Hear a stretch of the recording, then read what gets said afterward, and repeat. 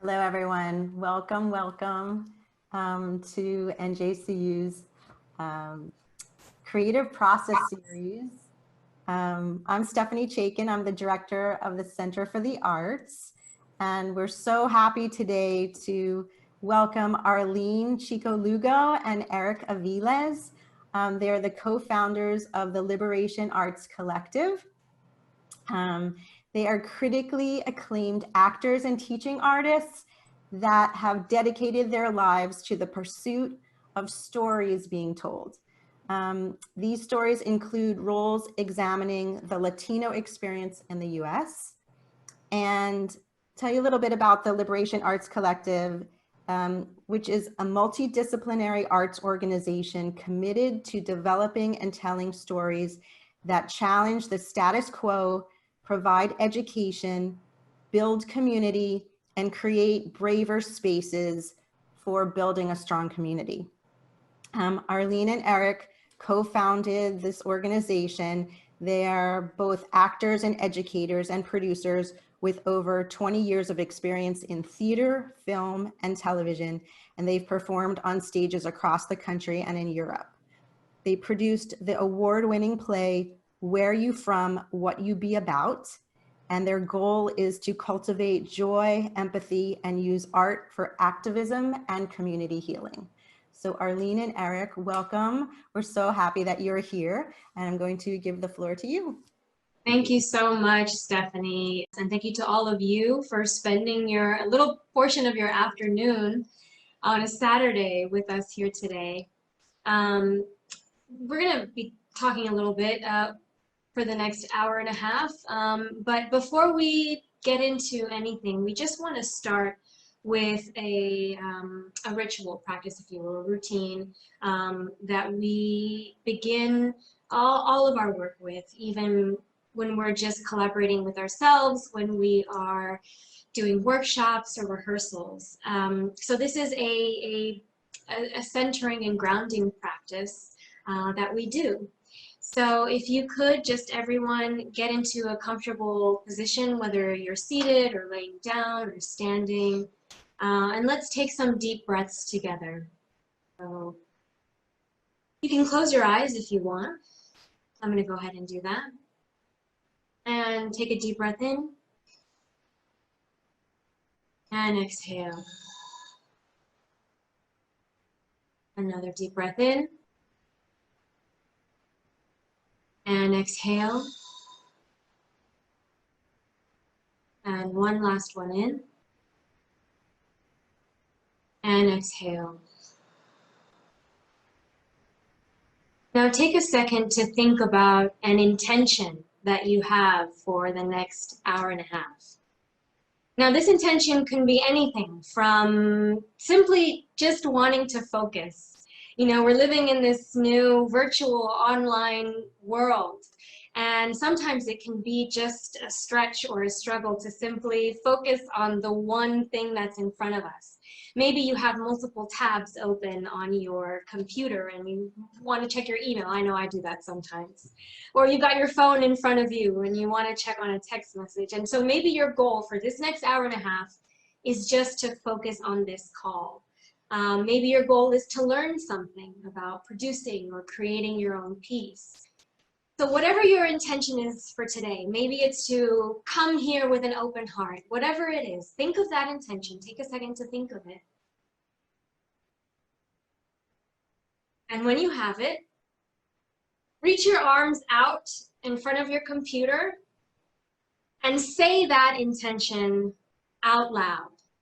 Now, if we were in real life, we would all be in a circle and we would be hearing each other's intention and taking them in. But for now, we're just going to be sending that energy out through the virtual space for each other and hearing it ourselves. Creativity. Clarity. Love.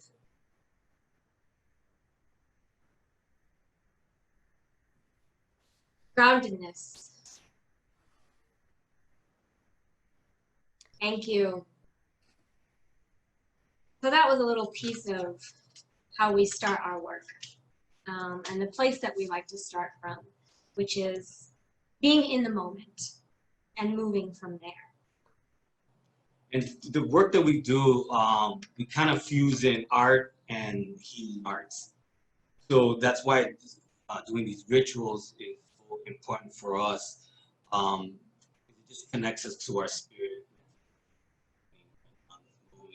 And we do believe that vibration, even this exercise right now, things are being activated.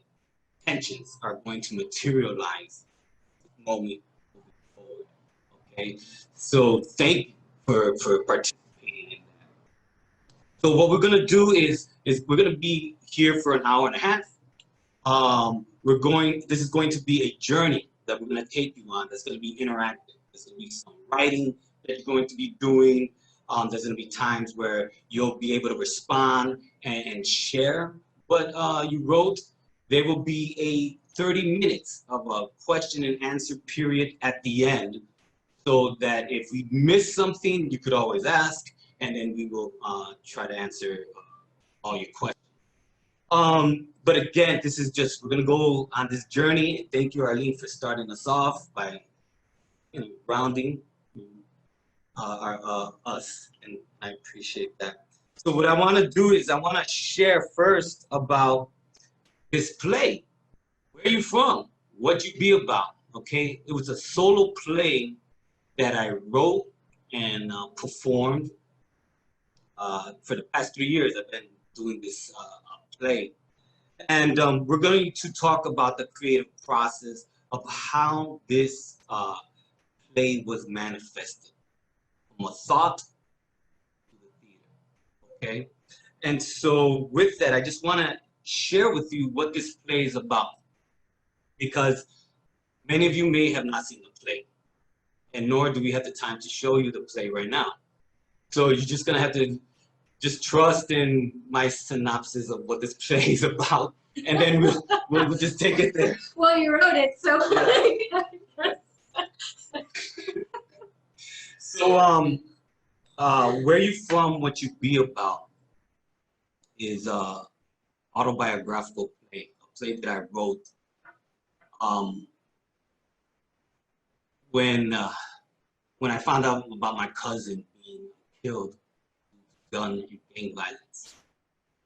And the play takes place in Chicago in the year of 2017. So from the period of like 2014 to 2018, there was a spike in violence in Chicago.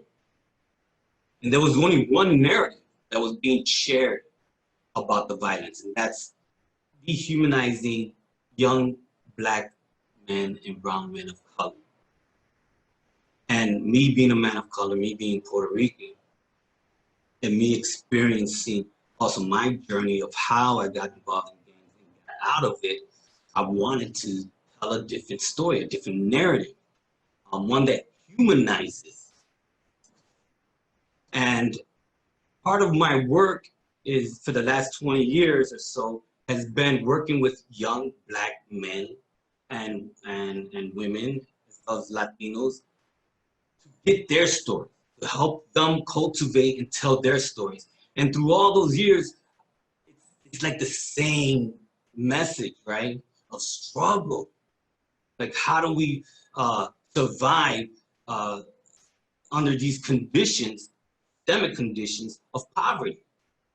So I wanted to write a play that will not only address how my family responded to the death of my cousin, as well as my journey, my transformational journey, but also I wanted to address the inequity of poverty and racism that many people of color face in America. So imagine, this was a big task to take, right? It's just not telling my story, I'm adding other elements to contextualize a different narrative, a narrative that the media does not share. Okay, so when we say poverty, no, what does poverty look like? And that's how you could do it on stage. Show it. You could show how it impacts people's lives. So at certain racist acts can detour a young person's life and take a different direction. So I wanted to address all these things into an hour and 20 minutes show. All right. Got to look at my notes. I don't want to leave nothing out. One of the things that, as an organization and dealing with healing arts, is dealing with trauma. Okay, a lot of us go through different forms of trauma, and as artists, we feel like a way to heal from trauma is through the arts. It's creating art, telling your stories, it's helping others cultivate and tell their stories. Okay. Now, usually when we give a workshop, there's feedback. I can hear people talking like, yeah, you know. So this is kind of weird, like Zoom experience for us, and we're getting used to it. If you have comments, feel free to put them in the chat, and then we'll call on you and do some shout outs. So feel free to ask lots of questions. Thanks. Thank you, Stephanie. Wonderful. So what we're going to do right now is, the play is called Where You From, What You Be About. This was a saying, a phrase, a statement back in when I was growing up in Chicago, Humboldt Park specifically, which is a predominantly Puerto Rican community. And so when you heard the words, hey, where you from? It could be from a police officer. Let's just use the police officer. Where are you from? And if you say, hey, I live in Jersey City, oh, you will have an idea of what you be about. Also, you might belong to this particular gang, this particular group, okay? So where you from, what you be about was like this fine line as a young person walking through different neighborhoods. Chicago has like 300 different gangs. So imagine as a young person walking through the neighborhood, hey, where you from? I'm from Armitage, California. What you be about? Oh, I don't be about nothing.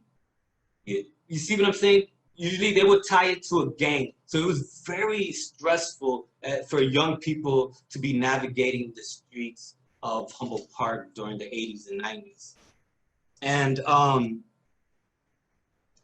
And so what we're going to do is I want you to keep that concept in mind. Where you from, what you be about. And I wanted to take it further in the play. I wanted us to explore that definition, really define my identity of where am I from?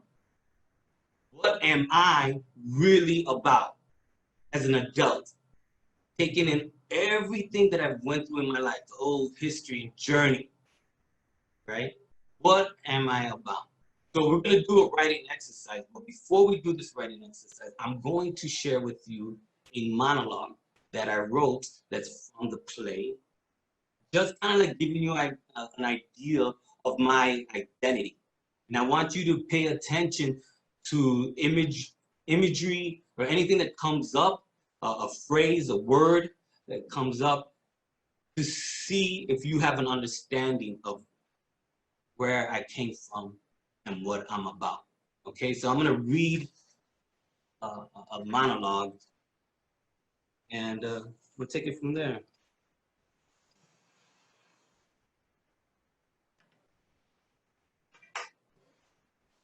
This is a 12-year-old kid. No, 11 years old. He's little Eric. I'm playing me as a little kid, okay? All right. So this play takes place in his home. Imagine there's a whole bunch of Total cereal just covering the pantry shelf. Okay, so Total cereal was basically like the cereal that the government will give to people who were on welfare. All right?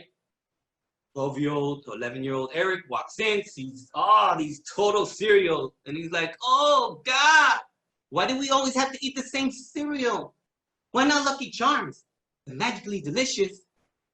Oh, Total, what kind of name is that for a cereal? Sounds crazy if you ask me. And they don't even got a commercial for this cereal. Maybe if they did, it would sound something like this. Good morning, boys and girls. Have you eaten your total cereal today? Just remember, it's the official cereal to survive in the ghetto. It contains vitamin A for attitude, vitamin C for cockroach squashing.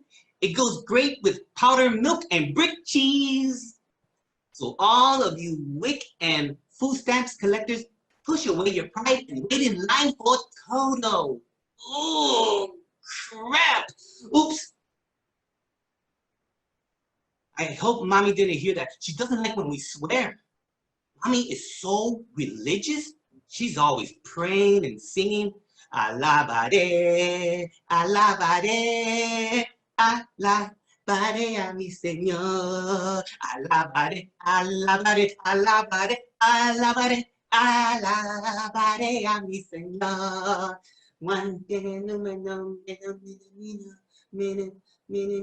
Oh, sorry, God. I don't know the rest of the words. Hey, God, remember that one Sunday when we were in church and I was praying? I was really asleep like this. I'm sorry, God, but I was really tired. But here I was praying when all of a sudden mommy started jumping up and down like she was having a seizure or something. And I'm like, Mom, stop it. You're embarrassing us. God, you know the people in church, they always look at us funny in the first place. Now here's mommy calling more attention to us. But not only that, she started to speak this strange language, this mumbo jumbo stuff, this Alibaba, Yabadabadu, Kumbaya, Mama say, Mama say, Mama kusa, Mama say, Mama say, Mama kusa.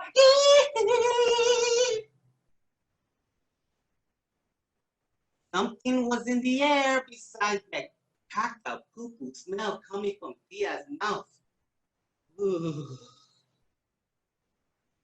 Oh, I found out that mommy was touched by you. So now we're the Koo family in church. We have to sit in the front row. I also found out that she was touched by you and she speaks the language. I'm gonna rewind, sorry. I thought it was weird, but the crazy thing was, nobody was laughing at all. There were people crying and hugging each other. I found out that mommy was touched by you. So now we're the Koo family in church, and we have to sit in the front row. I guess you and mommy have a connection. So I would like to make a request. I would like the red jacket that Michael Jackson wore in the Beat It video with the white glittery glove, okay? Thank you. Last night I saw mommy crying. She told us that Papi was marrying another woman. Dad, I don't understand why they couldn't stay together. How about coming to our house and making my mommy happy? Just don't do to my mommy when you get to the Virgin Mary, because we have too many kids in this house already. And can you bring a box of Lucky Charms cereal? And sing.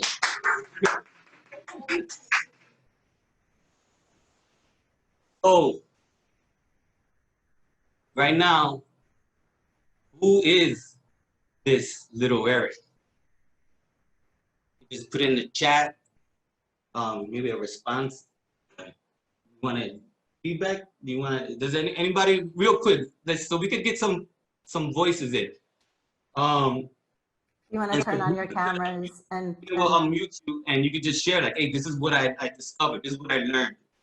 Where you from? What to be about?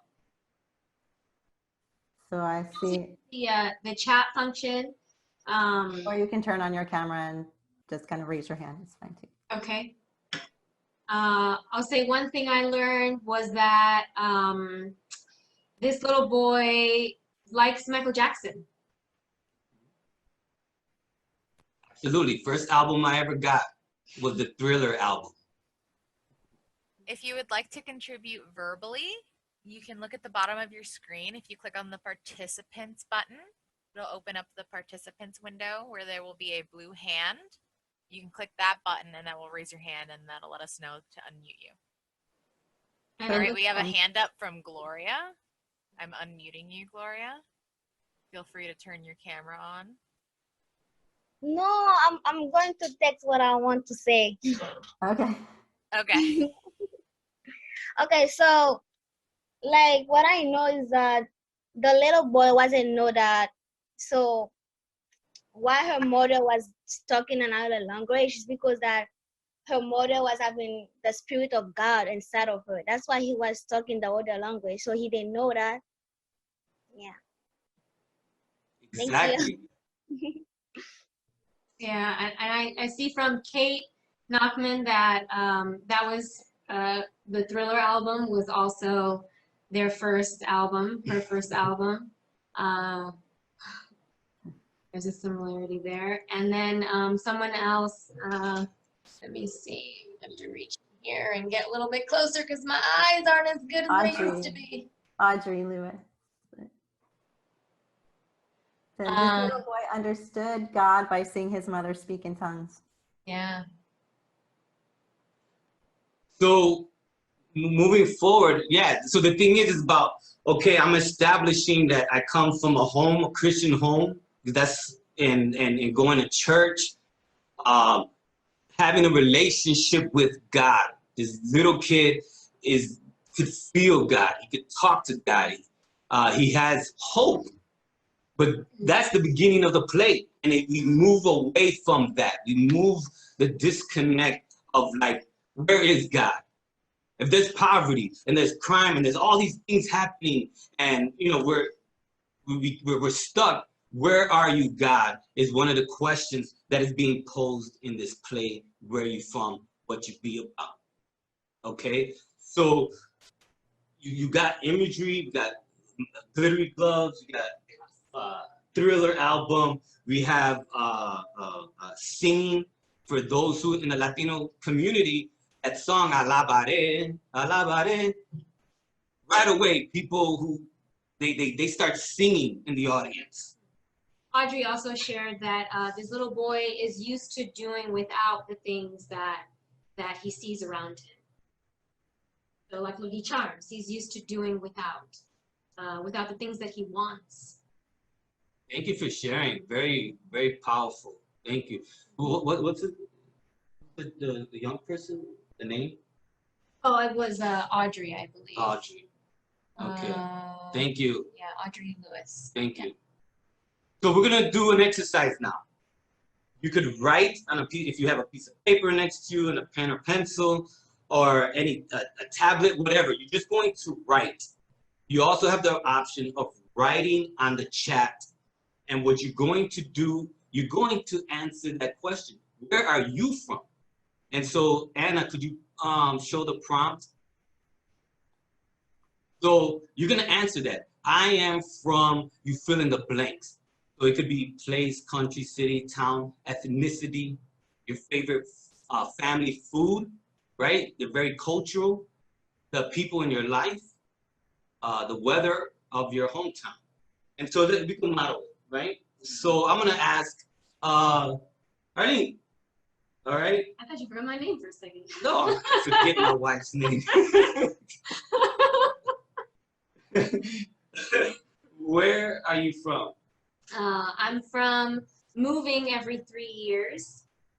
I'm from rice and beans and tennis shoes on the telephone pole lines. I'm from brothers who taught me how to be a good person and parents who are always supportive. That gives you an idea, right, folks? You got we'll do 1 minute, yeah? 1 minute, answer that question, I am from. And again, if you want to share it on chat, please do so. Write it down for your own personal notes.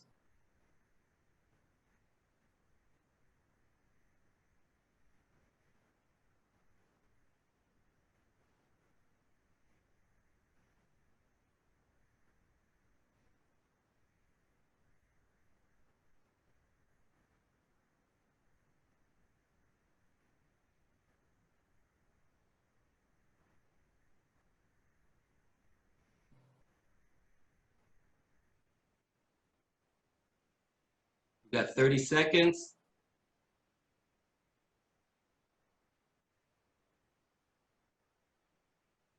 And again, you could post it on chat if you want to share it with folks.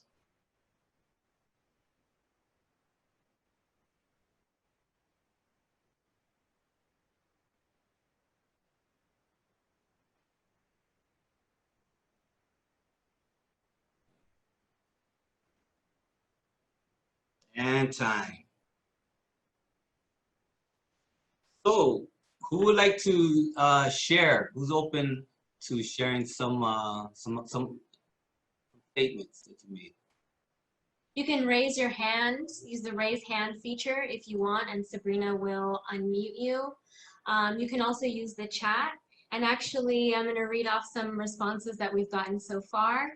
Audrey Lewis says, I'm from Harlem. I love sweet potatoes and seasonal weather with R&B, blues, and hip hop in the streets. Raphael, who I might be, I wonder if I know that, Raphael, I am from moving every 3 to 4 years with my sister, arroz con gandules, and plenty of different cultures and languages. That's my brother. Hi. Anyone open to sharing? We'll do. We'll just give you a few more seconds for anyone who wants to raise your hand and share. Also, this does not have to be the end of this prompt for you. Right. You can always come back to it. You can continue writing as we're speaking now. All right, so let's actually move on to the next prompt.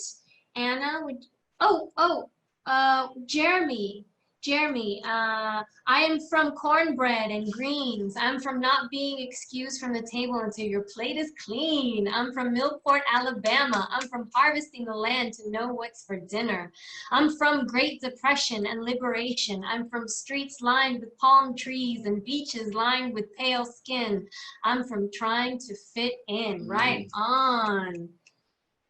Kate Nachman, I'm from New Zealand, New Hampshire, New York, Israel, new places, bilingual, binational, bisexual, from change and challenge, from childhood and parenthood. Beautiful, beautiful. Yes, poetry. it is poetry. Thank you all. So yeah, let's go ahead and move on to the next, and please continue to share if you'd like to share in the chat your responses to I am from. Please continue to write. We have another one from Katya Patel. I'm from India. I love Mexican food. I like Indian festival named as Garba. I hope I pronounced that correctly. Thank you. Thank you. So we're gonna have a chance to write another prompt. Anna, can we get that slide up? So same thing. You're gonna write. You're gonna answer the prompt. I am about. I am about. So I'll ask you, Eric. And you can write your beliefs, your values, your personality, your interests. So if I'm going to ask you, Eric, what are you about? I'm about social justice. I'm batting against. I'm about letting my family know that I love them. I say it, I show it. I'm about being a good husband. And yeah, and I'm about just healing, you know, and I'm down and out, like down and out, and I'm about trying ways to improve my. Okay, so. So this could be a whole spectrum, okay, about who are you? Again, we're exploring identity. So you're gonna have 1 minute, right? We're starting the clock now.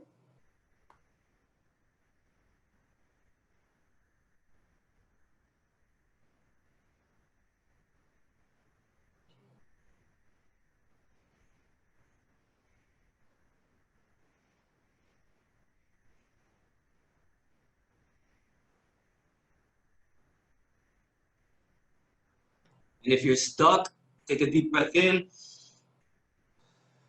right? Stay in that moment.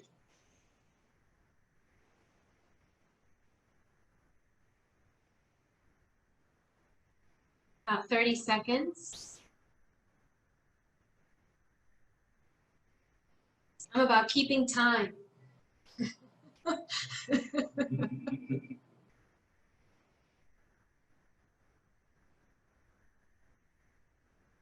Okay.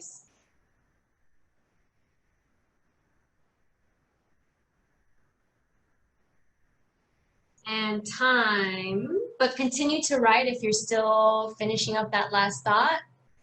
And let's, again, if you would like to read what you wrote, just go ahead and raise your hand using the raise hand feature, and Sabrina will get you unmuted. Thank you so much, Sabrina. And let's start reading some of these responses. Want to go ahead, Eric? I'm about a good helper and in general, a good daughter of my parents. I believe in God and I love doing art. My breaks after studying is art.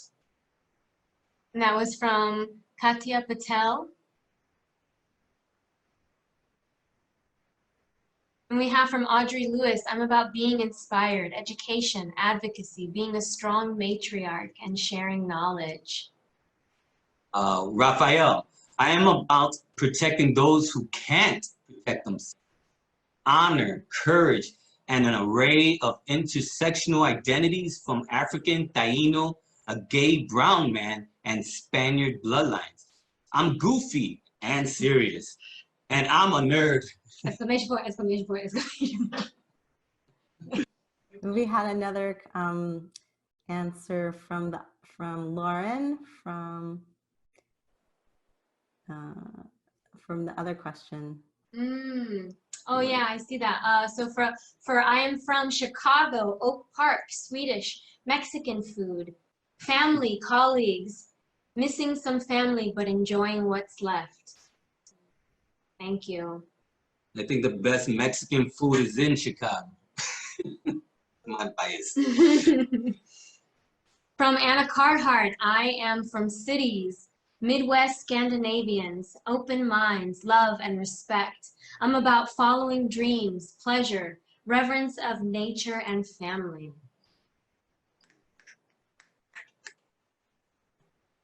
Thank you.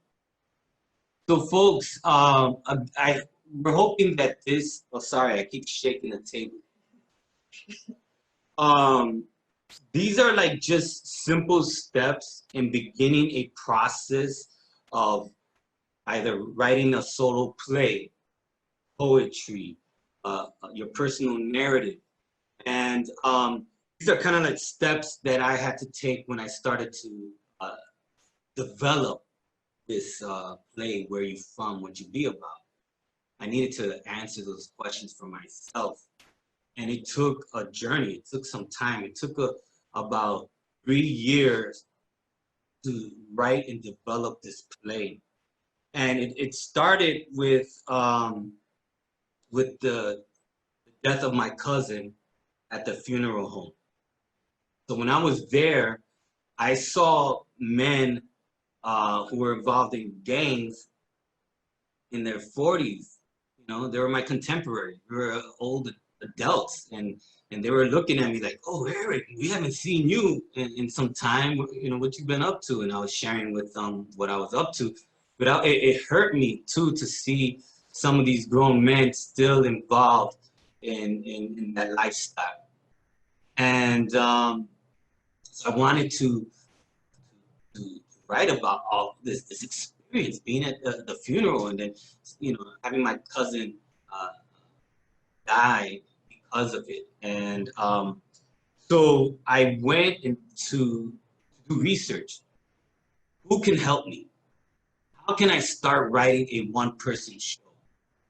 Because I love solo shows. I'm very inspired by people like John Leguizamo, who built a career, a solo career, and then moved on to TV and film. And I love his style because it's familiar to me, the way he tells the story. And I'm like, you know what, I could do that. But the thing is, like, how to write your ideal, something personal, something traumatic. You know, I didn't have the necessary skill. And so I took a class with Dale Orlando Smith, who's another solo artist who's built a life of work. I mean, she just gets permission to write solo plays.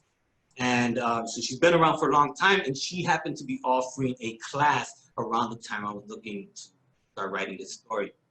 And so it was through her class and in meeting with her one-on-one, I started to structure the play. And so I wrote 5 pages. So from 5 pages, I said, okay, I gotta share it. And I went, you know, I live here in New York, and we went to Chicago, and I read 5 pages of my play to my family and friends. And then they gave me feedback. And then, you know, and it was hard because some of the things that were said were, was like bringing up the past. So my relationship with my father was, it was an unhealthy relationship. So when I was reading these 5 pages. In the past, yeah, now that's my homie. I love my father, man, we're tight. But during my teenage years, we had conflict. And so when I was reading these 5 pages about the conflict that I had with my father and seeing my father right there receiving the information as an audience member was very impactful and very difficult to do. But we were able to have this conversation about the need for me to tell this story because it's about healing, about transformation. And so that 5 pages became 10 pages. And in 10 pages, I got actors to read the play so that I could hear it. I needed to hear those words. It couldn't be coming out of my mouth. And so I'm listening to the 10 pages and I'm, ooh, this doesn't sound good. I start scratching things off.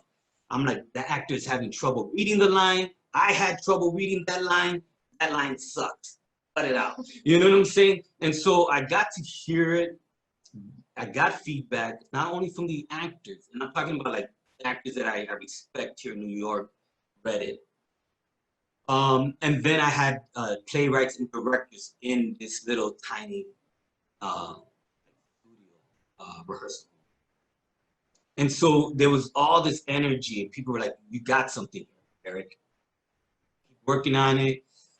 We have questions about A, B, C, and D. And so I went back and I started working on some of the feedback that was given to me.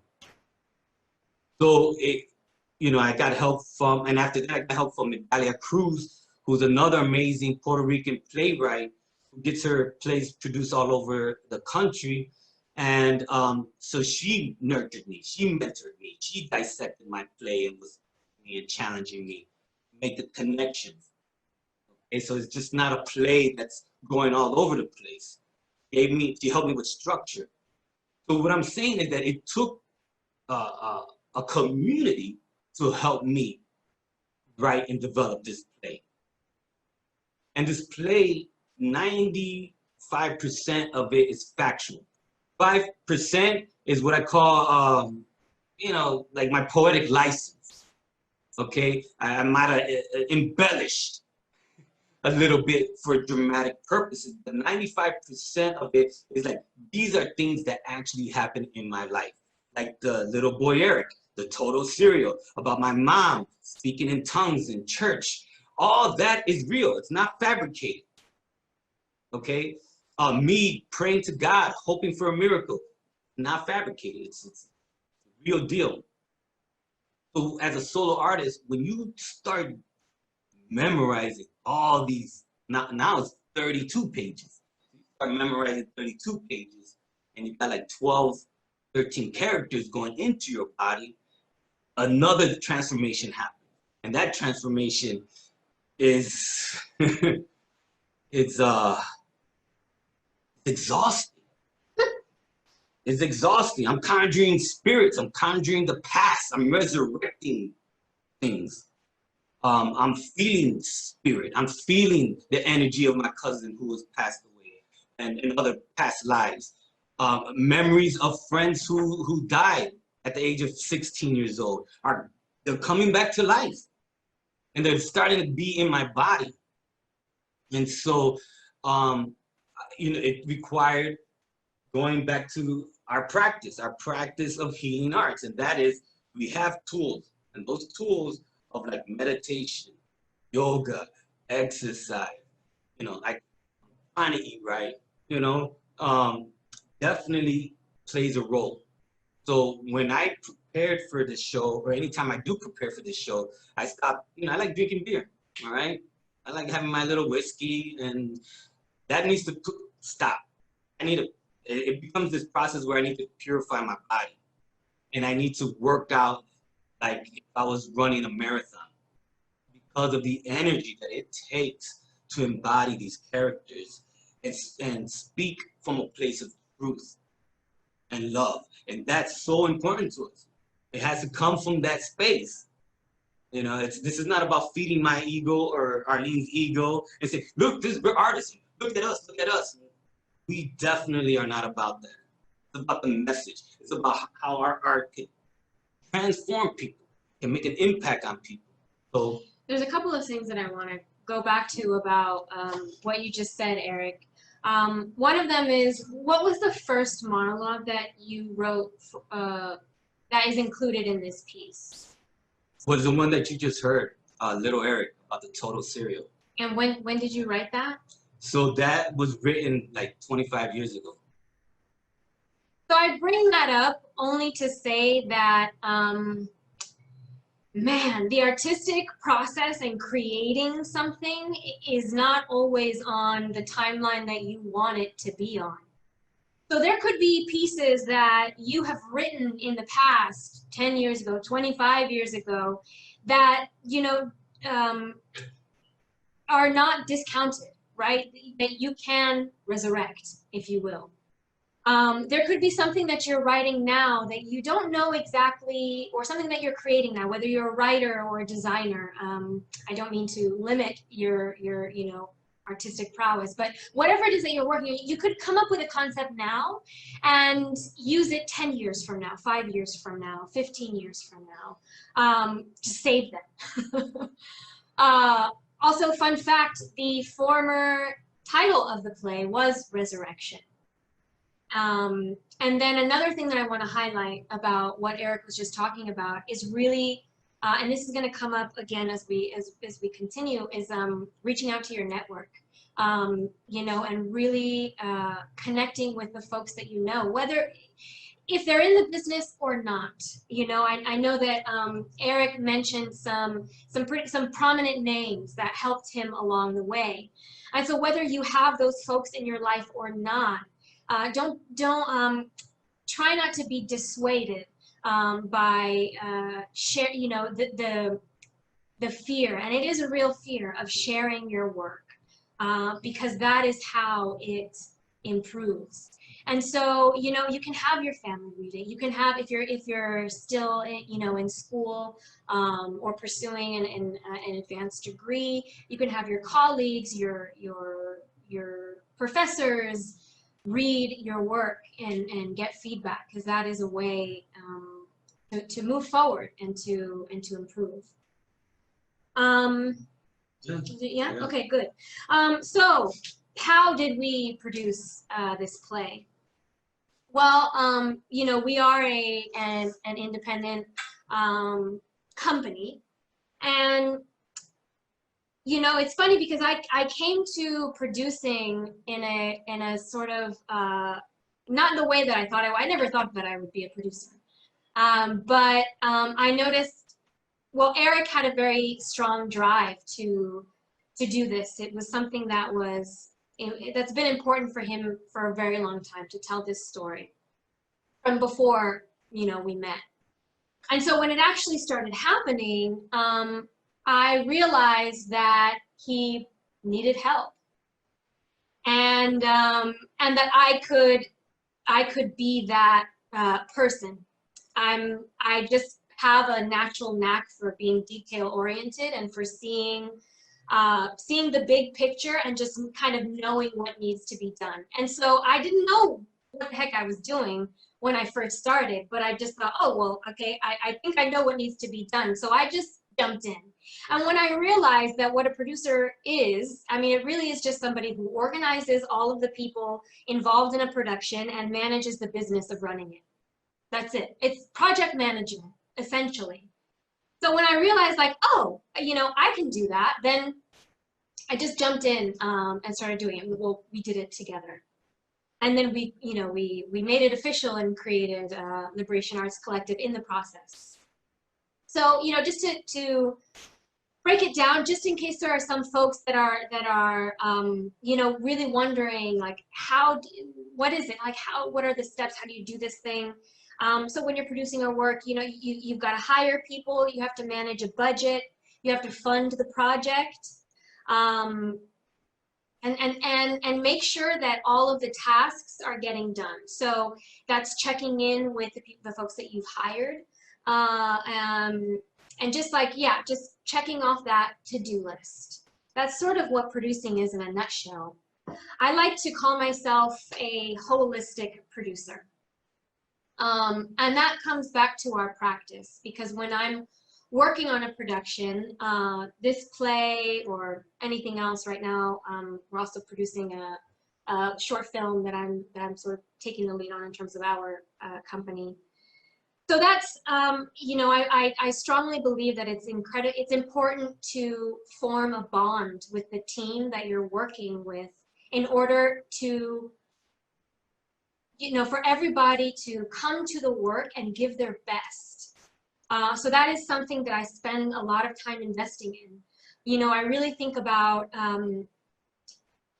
what's this person's strengths, maybe what are their weaknesses, how can I best communicate with this person versus the other person? What is it that this person needs? Like, not just on a production level, but, you know, in their life. I don't know, you know, are they having a tough time in this area of their life or that area? And then I offer my help, or I try to point them in the direction where they can get help.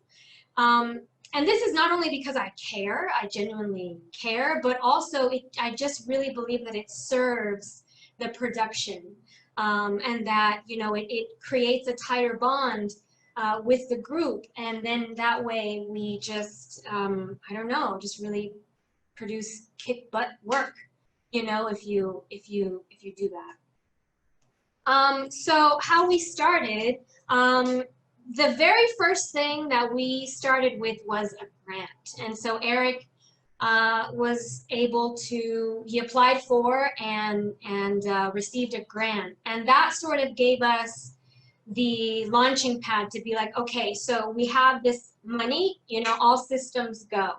It was a very small grant, but nonetheless, it allowed us to have the confidence to be able to move forward.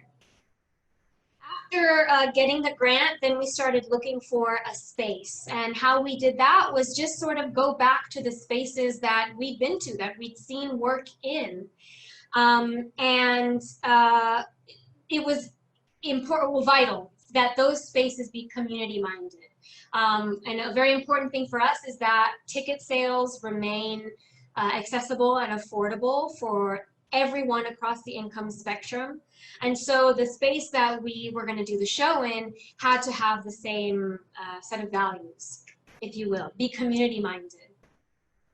So we got a space, and then we started working on who was going to be a part of the team. And for that, again, we just contacted our network. Eric and I are very fortunate in that we've been in the business for a long time. And so we do know a lot of people. But even if you don't, if you know just one person, then that person knows another person and knows another person. So really all we did was just reach out to people and say, hey, can you do this? And if you can't, do you know somebody who might be able to? One example is Anna. She was our lighting designer, and she's a fantastic lighting designer. I don't know if she's got the time to do it anymore, but she's one of the best. So she, you know, I've known Anna since college, and so I asked her if she'd like to be a part of the project, and because she has ties to Chicago, this was something that was, and she knows us, it was something that was important for her to do it. And I think that was another thing, is that I needed to feel from people that this project meant something to them. That was important for us to move forward. So we contacted our network to create our team, and when we had certain gaps in the team, we reached out to the Latinx Theater Commons and their designer database, and we got our set designer from that database. We did crowdfunding.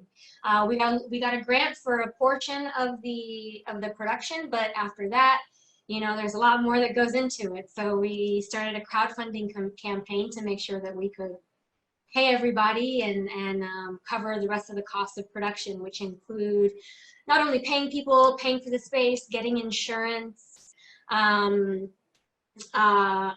making the programs. Gosh, that was one thing that I did not think was going to cost as much as it did, but it does. And providing food for folks. I mean, that is like one thing that I am passionate about, is just eating in general, like in my life, that's really important to me. But also, you just can't, you can't do good work on an empty stomach.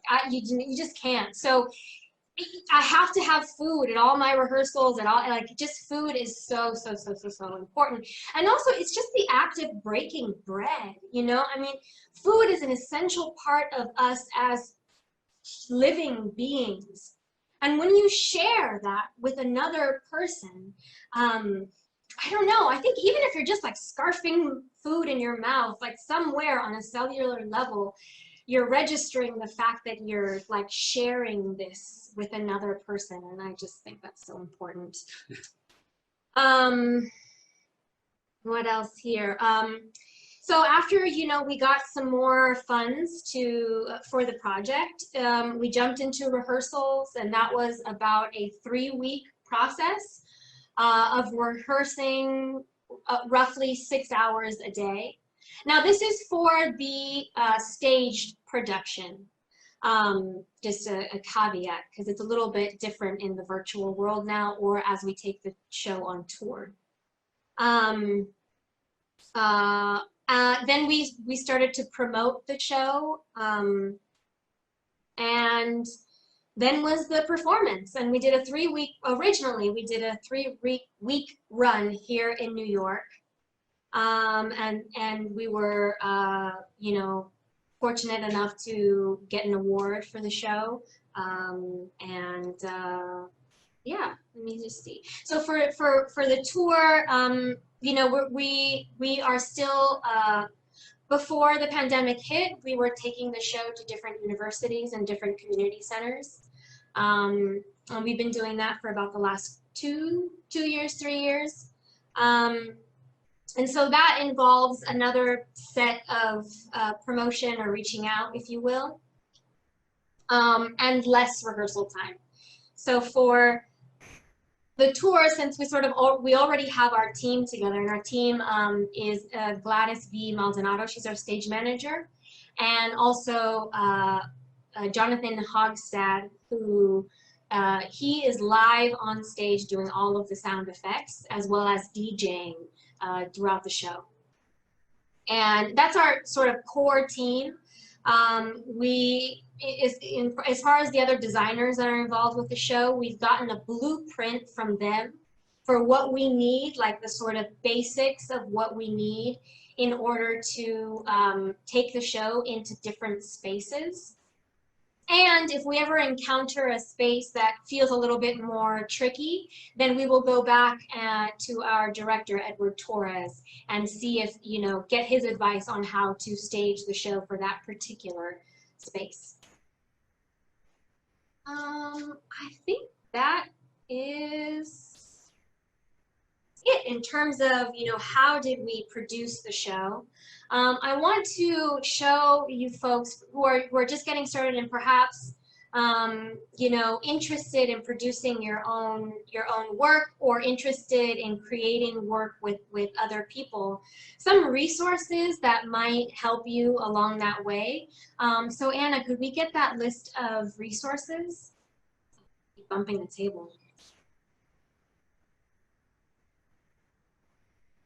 So the first one on the list is formerly known as the Foundation Center, but they've merged, the two organizations have merged.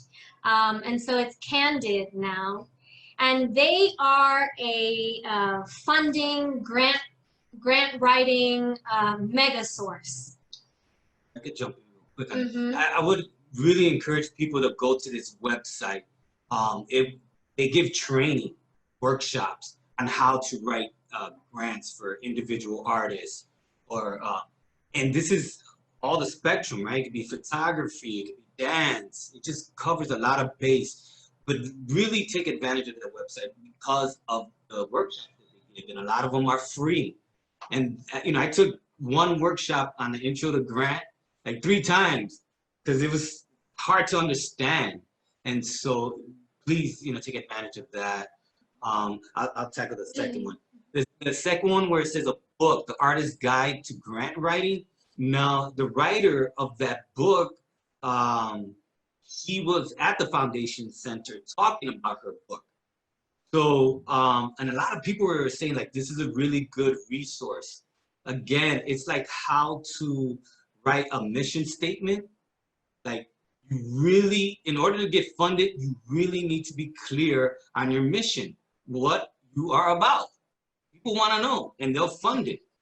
Okay, so if you can answer those questions of who you are, what you be about, I think that's a starting point.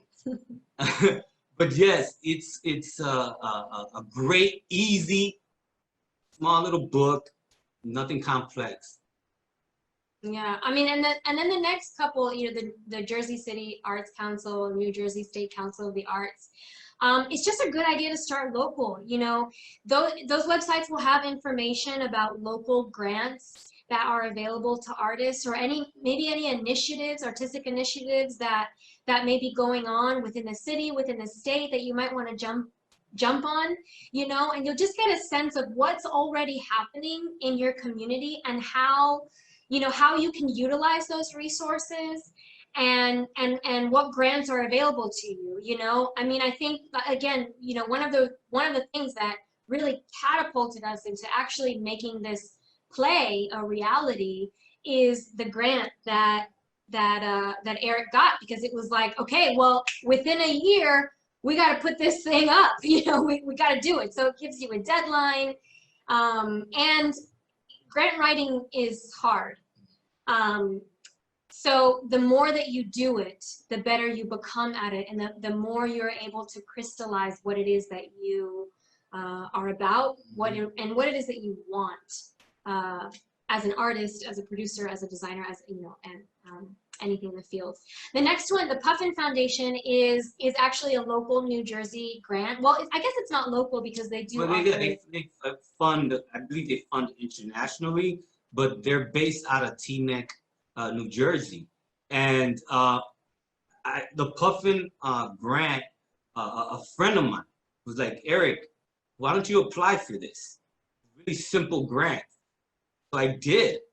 And that's the other thing, right? Like, when you know about information, I love when people give, because we are constantly giving. Like right now, these are valuable information because we want to give. We want others to succeed. So the Puffin Foundation, simple individual grant. And that was the very first one I ever got was from Puffin Foundation. And it was like $1,500. So that $1,500 allowed us to do a workshop production. Before we did the 3-week full run, we had like 3 days here and then another 3 days in Chicago. But that Puffin Foundation helped us to at least pay for the plane tickets so that we could fly everybody to Chicago and do this show. So yeah. I was gonna say something, but I totally forgot. Oh yeah, it's interesting because I think, especially in the arts, there's like this there's this mentality of scarcity, like that you can't share the information because what if this person gets it, or like then that's gonna take away from me. And I'll say, like, to be very transparent, I have been like socialized that way as well, and it's hard. it is hard to like let go of that idea, but I do believe that the more that we share information and resources, the better off we will all be. So that is something that I would also encourage all the folks on this call to do, is just like, you know, share resources with each other, be each other's, create a community where you can like be, hey, did you hear about this? Did you hear about that? Did you hear about that? Because if we lift, you know, if we lift each other up, then we will be lifted up ourselves. And so to that point, connect with your network. I mean, that is like the best resource that you have is just the people that you know, because they know people, and those people know people, and just on and on and on and on and on. Yeah, there's a power in asking. Mm. And sometimes we limit ourselves by not asking. That's, I think, one of the laws of nature, right? Cause and effect. You gotta ask. And you're gonna get a response. So yeah, the power of asking. Well, speaking of asking, thanks. I think we're done. We can leave the resource slide for now. And I just want to do a time check. There was a couple other, you know, sections that we had to talk about, but I want to make sure that there's enough time for any questions that folks have. So I just want to check in, Stephanie, and see. Yeah, I have some questions, and then there's some in the chat. So, so we can go there and then kind of go back to more information. I wanted to know, going back to the first part that you were talking about, creating a play from your life. What is too private? Like, how do you find the line between what is like too much information or too revealing or not? Yeah, I would say for this play, I needed to go to that vulnerable place. For me, the process to heal, and I felt that if I went there, then it would allow other people to see authenticity. And so, yeah, for example, like my father, there's a monologue where I'm yelling at my father, like, you know, you're just a broken down man, a $1 in your pocket kind of man. You know, you're a preacher getting food at a food pantry. You're so poor, look at your shoes. Like, I'm really like in the moment, and as young Eric, looking towards the audience and just laying out the truth, as painful as this is not fabricated. Right? And this really happened. My father, again, from the very first time I read it to seeing it in Chicago, he happened to sit in the audience where I was directed to look at.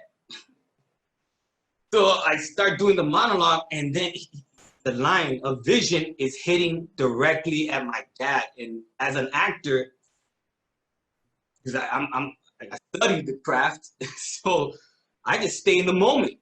I'm just laying it on him. And it was painful because the current situation, my dad and I have healed. We love each other. We have a very healthy relationship. But back then, oh my God, it was heartbreaking. But after that show, my father said, I've been waiting for this moment. He validated what happened. He validated that our past was unhealthy, that yes, it sucked that we were poor, that he was a preacher, you know, in the streets and recruiting people, and he was broke. He was broke, and it made me say, look, I need to survive, so I'm gonna deal drugs. God ain't gonna give me money, right? So when he said and validated, like, look, I've been waiting for this moment. I've been waiting for the community to hear this story. That was our, again, taking it to another level about recovering from trauma, you know? So I would say it's up to that. It falls to the individual person.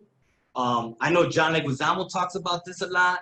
Like he just throws the garbage out there. And so that's what I did. I said, here it is. Here's the and this is what we're going to unpack. But I would say if you do it responsibly. So like at the end of the play, I come back to my father and I said, my father and I made peace after I stopped gangbanging. He gives me a hug and whispers into my ear, I love you, son. I love you, Pop. So we could have all of that personal,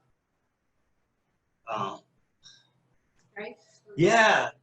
But I would say to be responsible and don't fabricate it. I don't want you to have a happy ending either, right? But I was very intentional to show a dysfunctional relationship to say that it's possible that you could have recovery. Because you went to the place of, so you created a safe space to be vulnerable because your point was to be healing.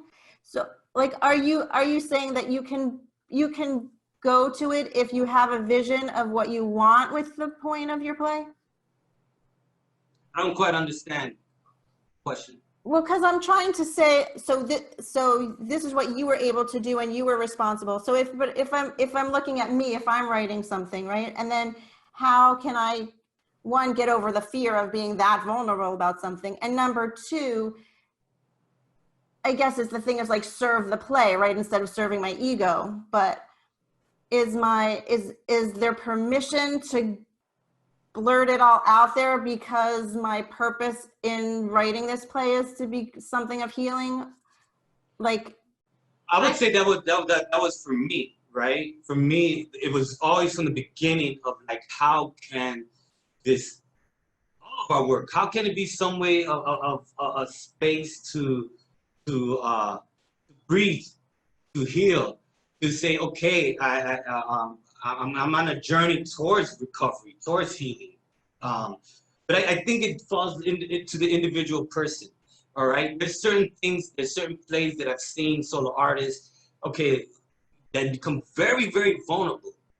And if the artist is not ready to deal with it, do not do it. You're falling into a danger zone. Okay, be very intentional about why you're doing it. Are you ready to do it? Because you could do a solo play, but you don't need to dig in so deep. Because for some of us, we may just be re-traumatized and then we have to deal with it right now. And so I would be like very cautious of that. I think if you're writing an autobiographical piece, if you're creating an autobiographical piece, then you have to be very honest and clear with yourself about that, about how far is too far. And if you start to feel like, oh, I don't think I can go there, then don't do it. And you may need to reach out to the other people that are involved in the story and, ask them if it's okay to tell. That may be something that you need to do. I mean, it could also, but it's such an individual thing in a way, because you might need to do it, and then the folks in the story say, no, I don't want you to tell this story. And then you, as the artist, have to figure out, okay, well, how much can I respect my process and also respect my family who may not want to be involved? And so does that mean changing names? Does that mean maybe changing, where the setting of where it happens, or changing certain key points of the story so that it's not so recognizable as a part of, this other person's life who's not on stage with you and telling that story? I mean, I know part of the process that Eric went through was to talk to his family, and specifically his aunt, who is the mother of his cousin that passed away, to make sure that it was okay to tell the story. Yeah, and I did change everyone's name except one character. just for me to have just a little bit of distance. Because if I started saying Jeremiah when I'm referring to my cousin who passed away, because the play takes place in a funeral home, I was afraid that I'll crack. I'll start bawling and crying and lose focus. Yeah. It's amazing. I have a question, if I could interject. It's about the nature of it being very personal, not just a one-man show, but an autobiographical piece. Can you talk a little bit about how do you find the space where you go from telling your personal story to handing it over to a director who then is going to shape what you're doing and how you're doing it? Is it a blessing when you give it up to them and you get to say, okay, I'm off the hook, it's your responsibility now? Or is it really hard to say, no, it's my piece? What do you do in my piece? Great question. So Eddie Torres is my director, someone that I've known for 25 years. And he's Puerto Rican, he's from Chicago, and he was someone that I've always said that he will be directing my play. Bottom line. Because we're just on the same wavelength, and we help each other out. We start reminiscing. Oh yeah, I remember that. And then we throw it in the mix. So he added to what I had. And, you know, Eddie Torres is, you know, nationally just been working a lot. So he sees all kinds of styles of plays, and he's directed many plays. So I needed someone who was no nonsense.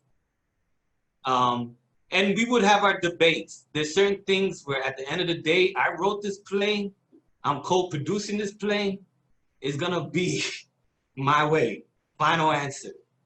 But you know, it would have to be, I would have to communicate that. I'm flexible in the sense of allowing people to be creative and do their thing.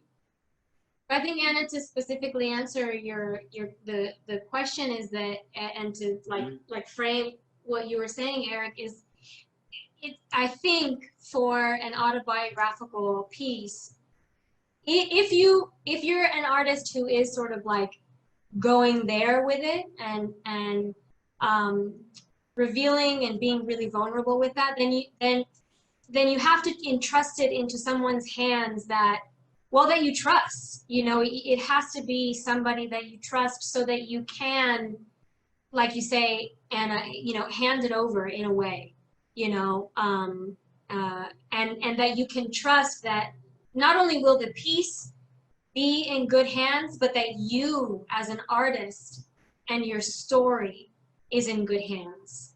Yeah, that's good. Yeah. There was moments where, you know, it became very emotional. And so it was good to have a brother, a big brother, Eddie, just be there. Like, you know, truly cares about the well-being of his actors and me, cares about the opinions of everybody, including Arlene, who's the head producer. Yeah, but you know, Eddie's gonna be directing the next piece that I do. I mean, it's just, I'm very cautious of who I work with. It's funny, yeah. Whenever we do talkbacks, and if Eddie is present, one of the questions that I always ask for the two of them to answer is, so what is it like to work with Eric?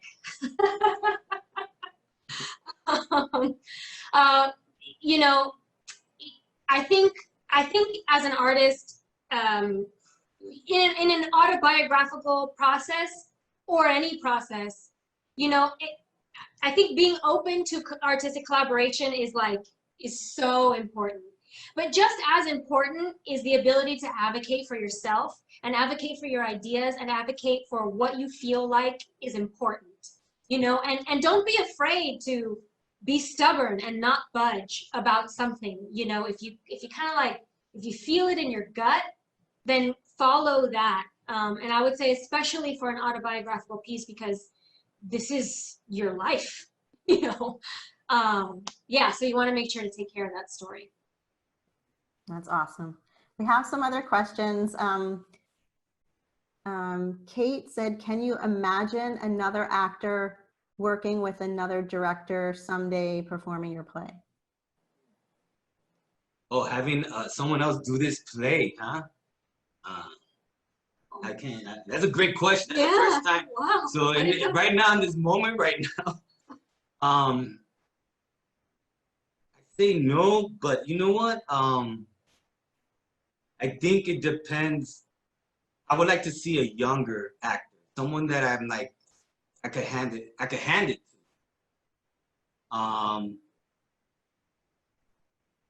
And maybe I direct it. I don't know, or Eddie directs it.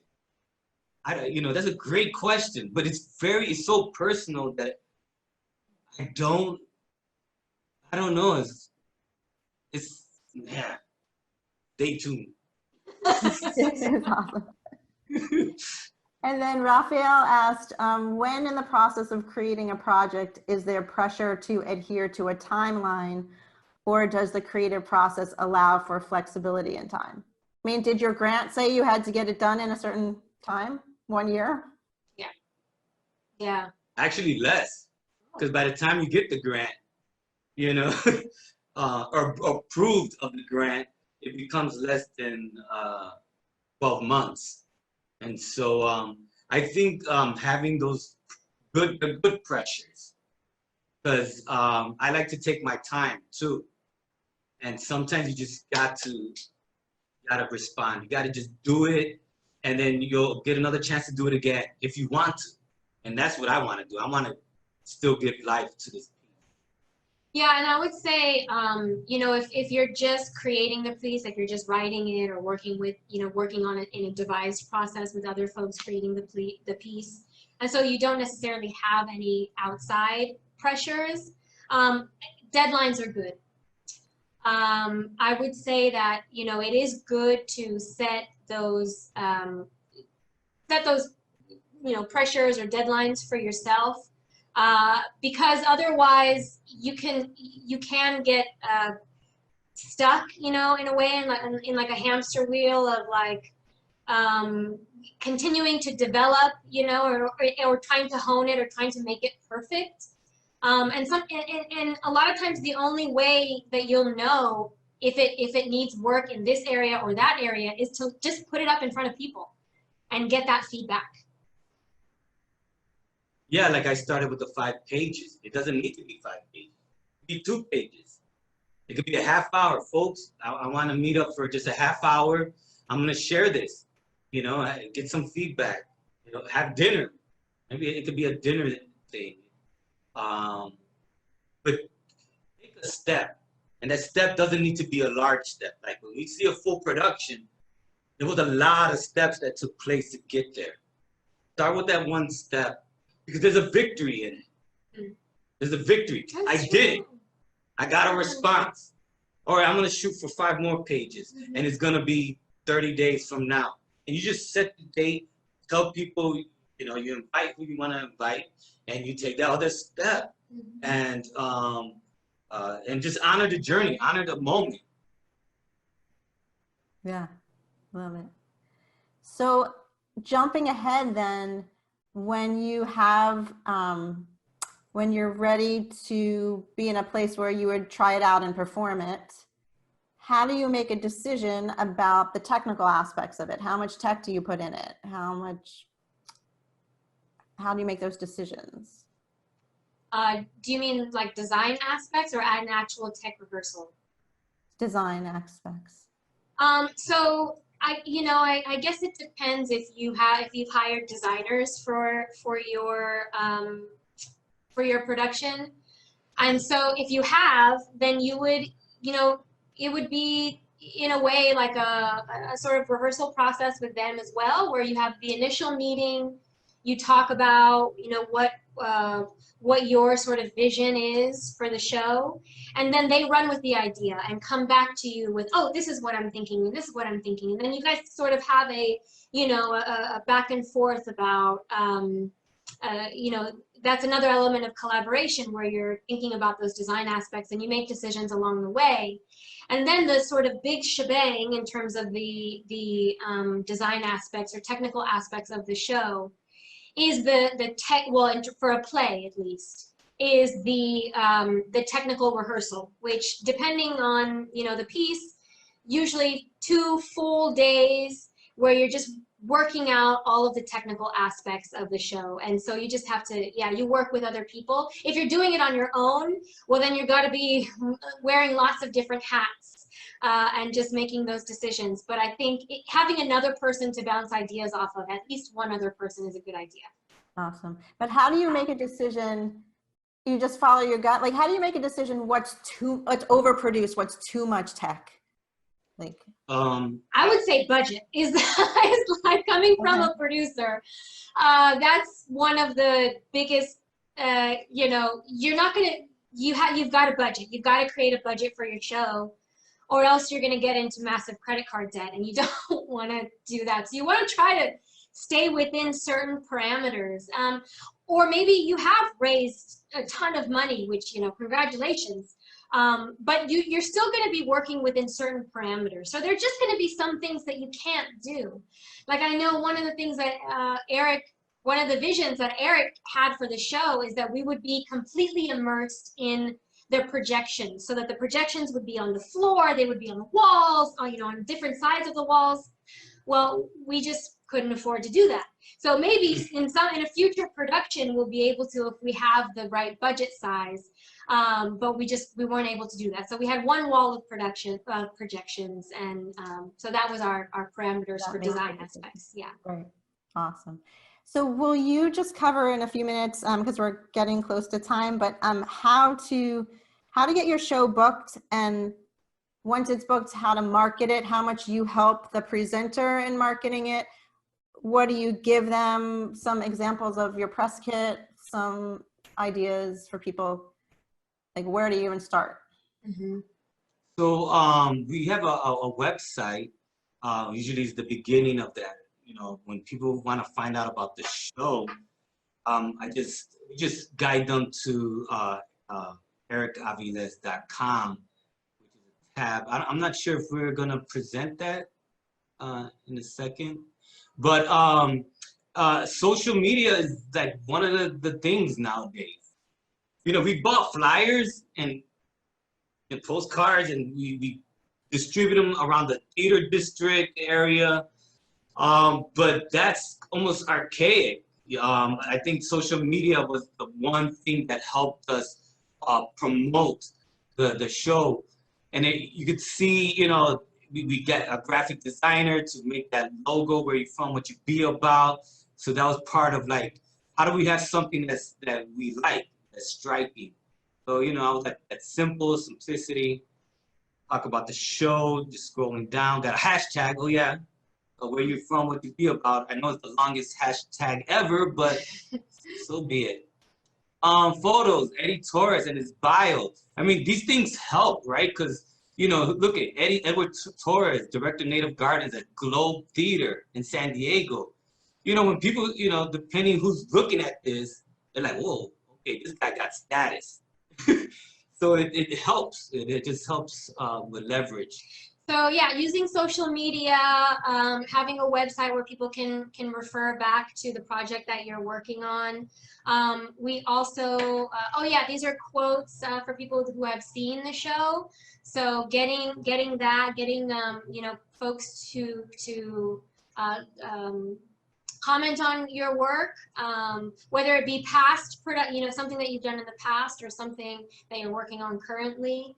And then we, you know, now that we're sort of shopping the show around, what we do is, and this is, well, as part of the show, we also do workshops.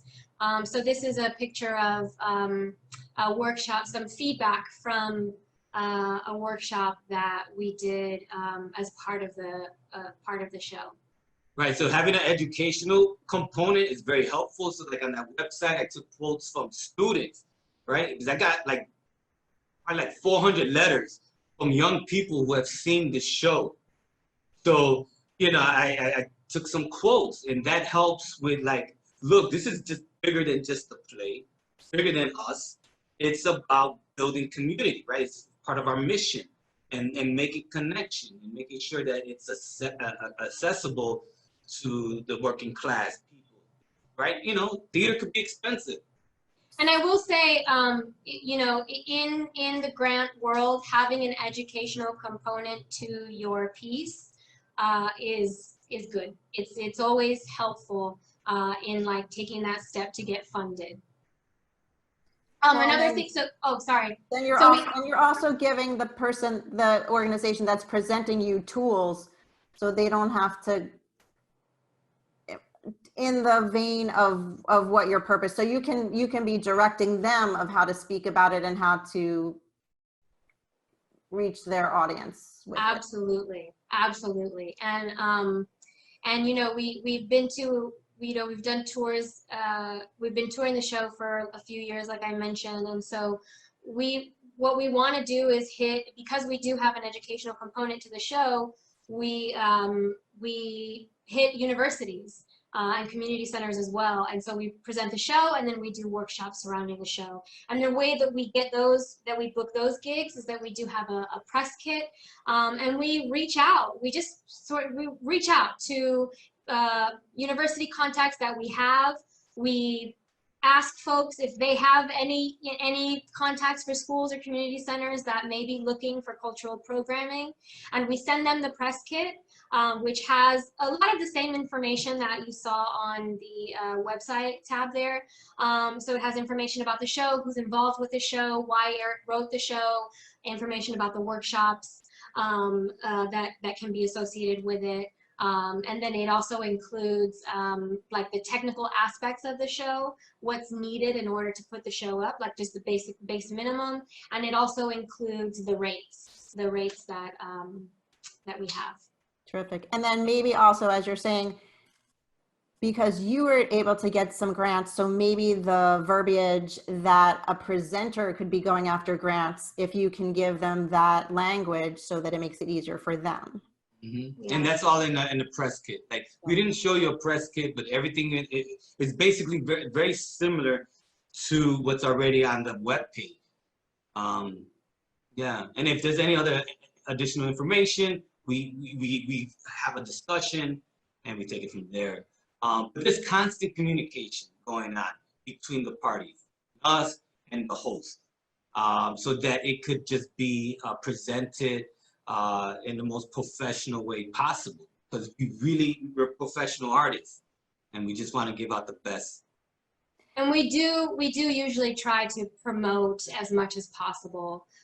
You know, if we have a connection to the community, then we're reaching out to the people that we know there. And if we don't, then we're trying to figure out, you know, then we're either posting on our, you know, social media pages, or trying to figure out how to like get the word out in that community. Fabulous. Well, thank you so much for being here with us today, Arlene and Eric. It was amazing. And thank you. Hopefully we'll be doing some more things with you with the whole play. Yeah, for the fall. I think we have one other question. Audrey has said, excellent tips on networking and building a team. Thank you so much. Thank you. And some other people are saying ditto to that. So we have this creative process series ongoing, so we'd like you to keep joining us on next Saturday, August 29th. We have a program, a celebration of the 100th anniversary of the Negro Leagues, featuring Bob Kendrick, who is the president of the Negro Leagues Baseball Museum, with Brian Lopinto, who's the president of Friends of Hinchcliffe Stadium. So please join us for that. Go to our website, njcu.edu/arts, to see some more upcoming things. This fall, we're having Guy Davis, New Jersey Symphony Orchestra Chamber Ensemble, and Gina Chavez. And I would like to thank today Anna Carhart, Justin Tinker, and Sabrina Lee Sabalo for making this amazing program happen. So yeah, we'll leave the chat up for a minute. If you have any other questions, feel free to write in. Again, Eric and Arlene, it was a joy to have you here. So Thank you. Thank you so much Thank you. for this afternoon. Thank you. Awesome. Have a great day, everyone.